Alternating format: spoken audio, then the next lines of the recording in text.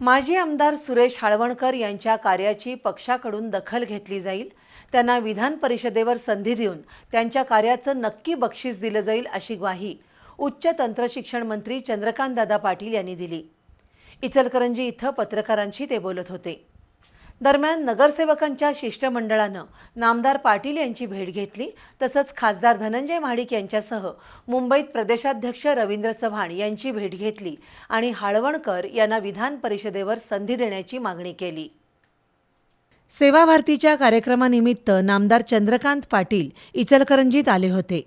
या कार्यक्रमात भारतीय युवा मोर्चाच्या कार्यकर्त्यांनी फलक दाखवत हाळवणकर यांना विधान परिषदेवर संधी देण्याची मागणी केली.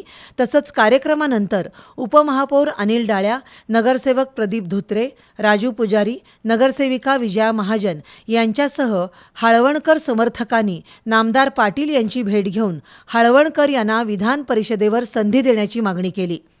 विशेष म्हणजे महापालिकेतील विरोधी गटातील शिवशाहू विकास आघाडीच्या नगरसेवकांनीही नामदार पाटील यांची भेट घेऊन हाळवणकर यांना संधी देण्याची मागणी केल्याचं नगरसेवक अमरजित जाधव यांनी सांगितलं.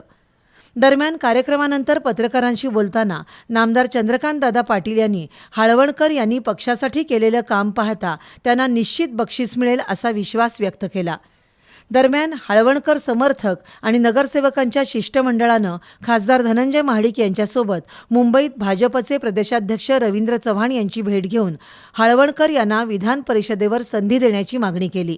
या शिष्टमंडळात नगरसेवक तानाजी पोवार, मनोज हिंगमिरे, शहाजी भोसले, शशिकांत मोहिते यांचा समावेश होता.